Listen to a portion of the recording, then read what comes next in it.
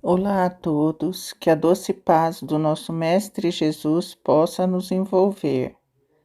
Nosso tema de hoje é o joio e o trigo, e tem sua base na parábola de Jesus de mesmo nome, que se encontra no Evangelho de Mateus, capítulo 13, versículos 24 ao 30. Jesus, na sua passagem aqui pela terra, procurava ensinar a todos com simplicidade, organizando seus ensinamentos com elementos retirados do dia a dia da população. A Galiléia, região da pregação de Jesus naquela época, vivia da pesca e da agricultura, e Jesus retirou elementos da agricultura para esta parábola. Esses elementos são o joio e o trigo. O joio é uma planta que, quando germina, é muito parecida com o trigo.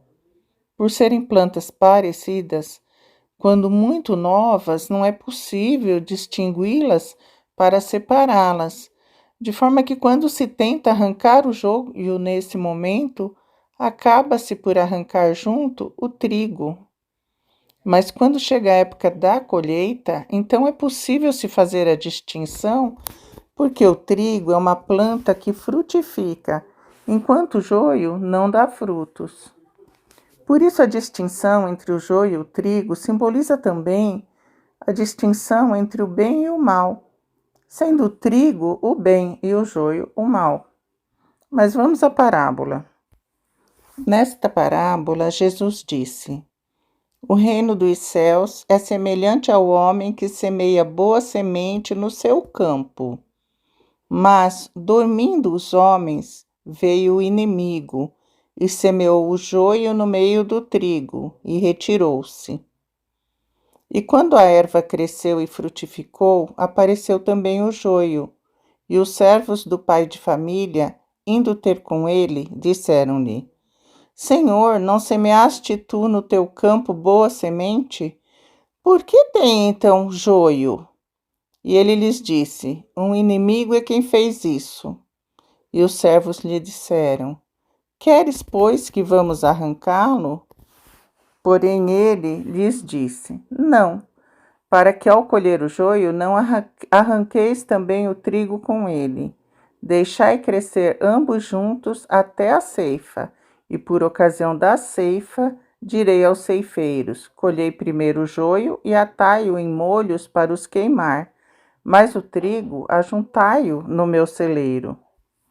Nós vamos interpretar a parábola do joio e do trigo à luz dos ensinamentos espíritas. O semeador e senhor desta parábola é Jesus, sempre trabalhando pelo desenvolvimento do bem e para que no final da nossa encarnação possamos colher bons frutos.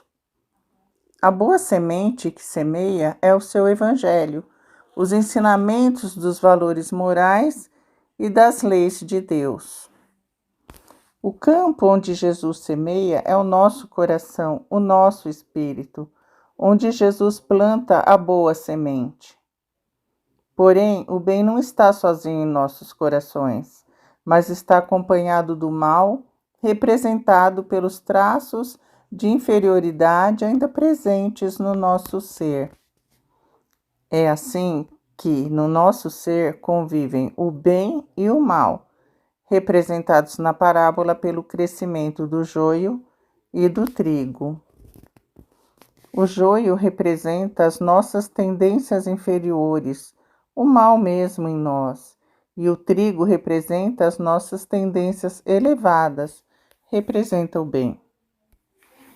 Nós aprendemos na doutrina espírita que Deus, nosso Pai, não deixa nenhuma criatura para trás, que Ele acredita na evolução de todos nós.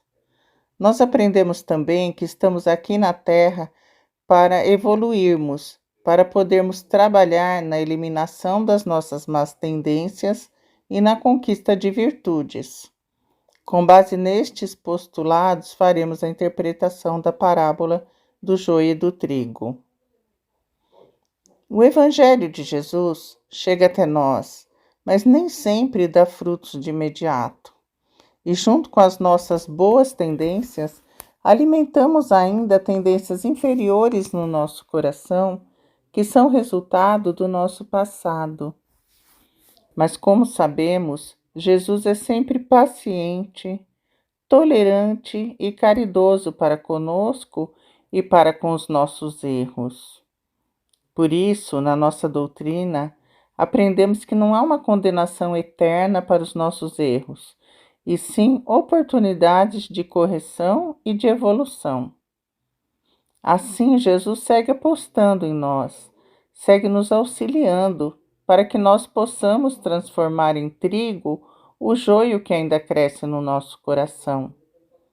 Se o joio fosse retirado de imediato, como queriam os servos da parábola, representaria a retirada da oportunidade de nosso espírito evoluir. Jesus, o educador por excelência, nos concede tempo para que possamos crescer e aprender suas lições. Esse é o tempo que a parábola coloca, através da fala do Senhor, em que é preciso deixar as plantas crescerem. É o tempo que a bondade de Deus nos concede para melhorarmos. Jesus é otimista com relação a nós. Jesus nunca perde a esperança na vitória final do bem. Jesus não espera que o joio tome o espaço do trigo, mas que o trigo tome o espaço do joio. Jesus espera que o bem supere o mal. Essa esperança que Jesus tem no ser humano, podemos observar em várias passagens do Mestre pelo nosso planeta. São passagens nas quais Jesus não condena aquele que erra, mas o ensina e orienta a não errar mais. Um exemplo bastante conhecido está narrado no Evangelho de João, que é o episódio da mulher adúltera. A mulher adúltera, ela estava sendo apedrejada e Jesus disse aos seus acusadores que aquele que estivesse sem pecado, que lhe atirasse a primeira pedra. Todos saíram e Jesus disse: Onde estão os seus acusadores? A mulher respondeu que todos se foram. Jesus disse: Eu também não a condeno, vá e não peques mais. Vemos nesse exemplo que Jesus não condenou a mulher, mas deu a ela a oportunidade de se melhorar, dizendo: vá e não peques mais. Um outro episódio marcante da misericórdia de Jesus foi registrado por Humberto de Campos, que relata que quando Jesus foi crucificado e estava retornando à pátria espiritual, alguns anjos vieram aliviar o seu sofrimento. Conta Humberto de Campos que Jesus murmurou algumas palavras a um dos anjos, que saiu prontamente a realizar a orientação de Jesus. Jesus, perecendo na cruz, havia solicitado ao anjo que fosse socorrer o espírito de Judas, que acabara de suicidar-se. Aqui a misericórdia do Mestre Jesus se fez presente para amparar aquele que errou. Vemos como Jesus acredita na renovação da criatura. E a nós, Jesus apresenta novas oportunidades de renovação porque nos ama. E como é que Jesus faz isso? Através de seus auxiliares espirituais, que agem em nós muitas vezes sob formas que não percebemos, colocando em nossa vida afeições novas, situações diferentes, estímulos inesperados ou responsabilidades externas, mexendo com o nosso íntimo para que possamos aos poucos nos transformar. Um exemplo é quando recebemos uma criança em nossa família. Quando nasce um filho nosso, quando nasce um neto nosso, e nós nos modificamos. Nós tentamos ser melhores para podermos ser exemplo para esse novo ser que amamos. É a espiritualidade agindo em nosso favor, em favor da nossa evolução. Muitas vezes são mudanças que acontecem na nossa vida e que nos impulsionam para a frente, nos levam a refletir sobre nós mesmos e sobre as nossas escolhas. E nós aprimoramos os nossos sentimentos. Temos relatos de pessoas que contam que encontraram um evangelho que foi deixado num banco, no ônibus ou num outro espaço público e passaram a folhear esse evangelho e a se interessar por aprender mais sobre as coisas do alto. E quantas vezes estamos necessitados e recebemos alguma ajuda no momento em que mais precisamos, e com isso nós desenvolvemos no nosso coração a gratidão? Vejam que enquanto a semente do Evangelho está dentro do nosso coração, nós recebemos todo tipo de ajuda para que a boa semente germine. Toda essa renovação é lenta e ocorre internamente, lá dentro do nosso ser. E muitas vezes nós não conseguimos enxergar esse processo de renovação, de evolução. Nós temos o livre-arbítrio, que é a capacidade que todo ser humano tem de fazer as suas escolhas de acordo com a sua própria vontade.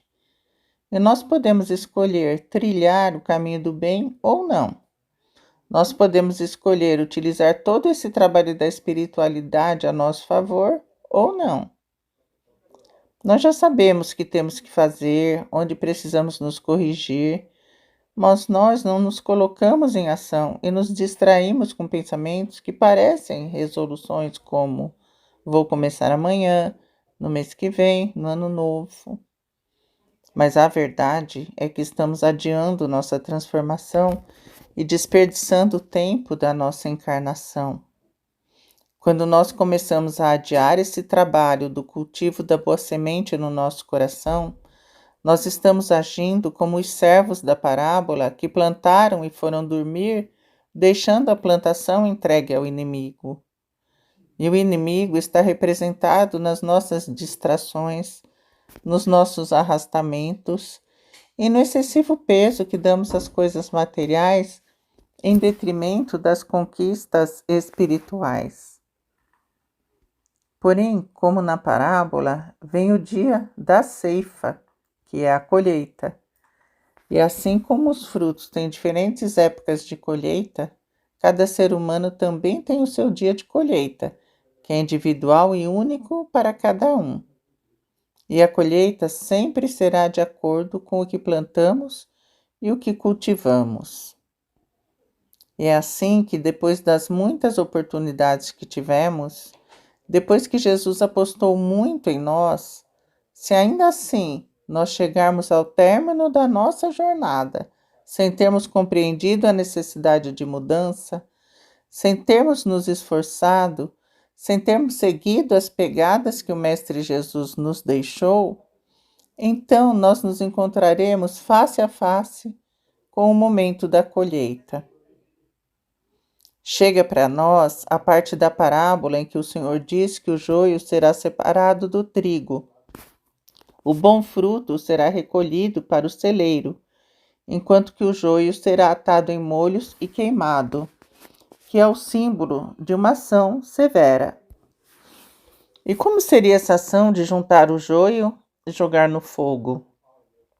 Na nossa vida, representa a chegada do sofrimento que vem educar a nossa alma. Primeiro, Jesus esgota todas as possibilidades de amor, paciência e tolerância. Quando nós rejeitamos todas essas providências, então Jesus nos manda a professora sábia de todos nós, a dor. Porque a dor nos faz enxergar coisas que não enxergávamos antes. Mas mesmo a dor é um instrumento da misericórdia divina. É o remédio salutar para a nossa cura. Mas não precisa ser assim na nossa vida. Não precisamos cultivar o joio junto com o trigo em nós, esperando a hora da colheita para colher o sofrimento. Estamos aqui buscando o nosso aprendizado, buscando a nossa melhoria, trabalhando na nossa evolução. Precisamos parar de cair no erro e levantar para a corrigenda. Precisamos nos manter em pé para a nossa evolução, transformando o nosso coração. Se um pensamento indevido tomar a nossa mente, se um sentimento indevido penetrar no nosso coração, se o desejo de fazer algo que não nos cabe mais tomar a nossa mente, vamos observar, identificar e dizer: é o joio.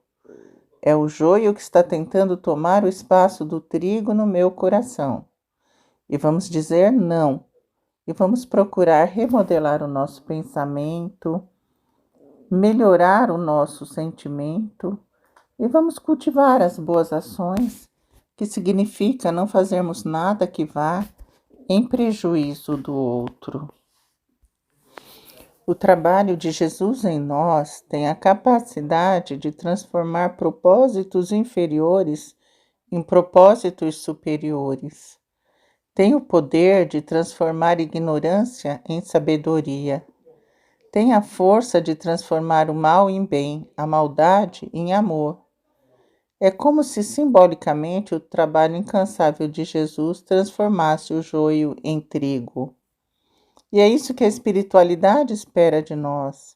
É isso que Jesus espera de nós. E principalmente é isso que deveríamos esperar de nós mesmos.